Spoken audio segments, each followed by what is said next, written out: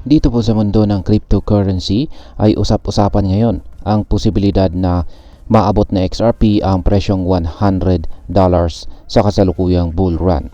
Isa pong analyst na kilala bilang XRP Captain ang nagsabi na ito ay isang realistic target. Ngunit marami rin ang nagtataka kung totoo nga ba talaga ito. Makakamit kaya na XRP ang triple digit price? O ito ba ay isang sobrang bullish na pangarap lamang? Kaya yan po ang siyang ating pag-uusapan sa video na ito. Pero bago po tayo magpatuloy ay pakibasa na lamang po ang disclaimer dito sa ibaba ng ating screen. Ngayon ay ano po ang sinasabi ng mga analyst tungkol sa presyo ni XRP. Ayan. Ayon po sa crypto analyst na si XRP Captain, possible raw na umabot ang presyo ni XRP sa $100 ngayong kasalukuyang market cycle na ito. Subalit hindi siya nagbigay ng eksaktong timeline kung kailan maaring mangyari ito o kung ano po ang magtutulak ng biglaang pagtaas ng presyo nito. Samantala ang isa pang analyst na si Egrag Crypto ay may konserbatibo na prediction or mas konserbatibo po sa kanyang prediction. Ayon naman sa kanya ay posibleng umabot po sa double digits ang presyo ng XRP sa bull run na ito. At maaari po itong umabot sa triple digits sa mga susunod na market cycle. Binanggit din niya na lumalakas po ang dominance ni XRP sa market na maaring maging senyales ng mas matinding paggalaw ng presyo. Yan, isa pang analyst na si Dark Defender ay meron na rin po siyang bullish na pananaw. Ayon naman sa kanya ay kung magpapakita ng parehong performance sa XRP gaya po ng ginawa nito noong taong 2017 na bull run, maaari po itong umabot sa $333. Isa po itong napakalaking prediction na tiyak na nakakagulat para sa maraming investors. Ngayon ay ano po ang kalagayan ng XRP sa kasalukuyang market. Ayan. Sa kasalukuyan, ayon po kay Dark Defender, si XRP ay nasa wave 1 pa lamang sa daily chart. Ayan, meron po siyang kay Egrag Crypto po ito. Ayan, nasa wave 1. Inaasahan niyang aabot muna ito sa $2.42 bago magsimula ang tunay na momentum. Nakikita na rin po niya ang mahalagang support levels na $2.22 at saka $2.04. Habang ang unang price targets naman ay nasa $4.29 at saka $5.85. Bukod pa rito ay may mga analyst na nagsasabi na maaaring tumaas ang presyo ng XRP dahil po sa posibleng ETF filing ng BlackRock.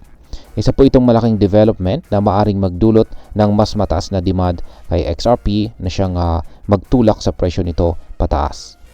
Samantala si Egrag Crypto naman ay nagbigay din ng kanyang technical analysis sa XRP dominance. Sinabi po niya na kung ang dominance ng XRP ay matagumpay at magsara ito sa itaas ng 2021 high na 6%, maaari po itong lumipad pataas sa 15 to 20%.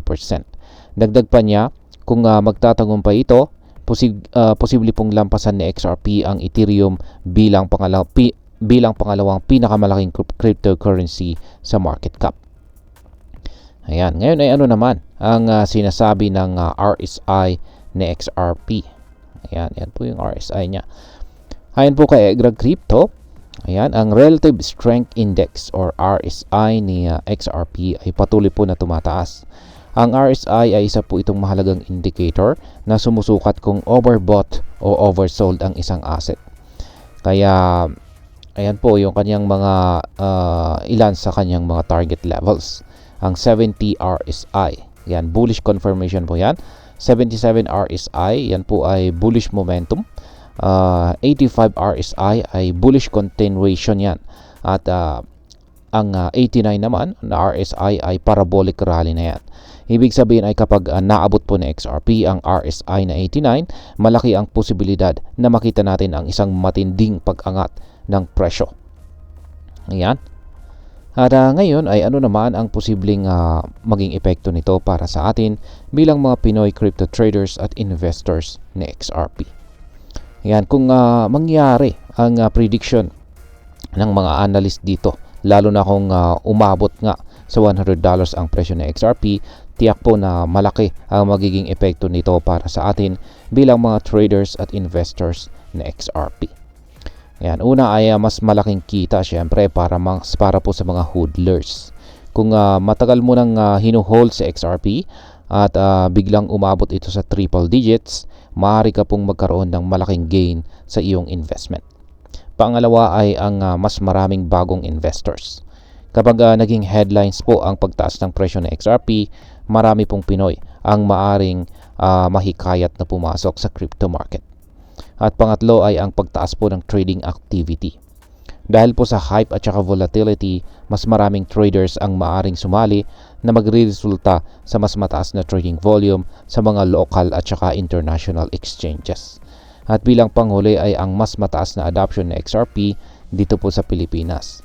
Kung mapatunayang totoo po ang mga bullish predictions, maaaring tumaas ang paggamit kay XRP sa mga remittances at iba pang mga financial transactions.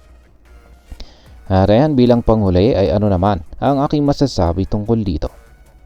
Sa ngayon ay wala pong makakapagsabi ng eksaktong presyo kung saan aabot sa XRP ngayong kasalukuyang bull run. Habang ang ilang analyst ay optimistic na maaring umabot ito sa triple digit na presyo, ang iba naman ay mas conservative sa kanilang prediction. Malaki ang magiging papel ng market demand, institutional adoption at saka regulatory developments sa magiging performance ni XRP. Bilang isang Pinoy investor, mahalaga pong maging maingat tayo sa ating pagdidesisyon. Huwag po tayong basta-basta sumunod sa hype, kundi maglaan po tayo ng oras upang mag-research, gumamit ng risk management strategies at huwag pong mag-invest ng higit sa kaya mong mawala. At ayan, hanggang dito na lamang po tayo sa video na ito mga ka-crypto. Marami pong salamat sa panonood. Ingat po tayo lagi at God bless po sa ating lahat.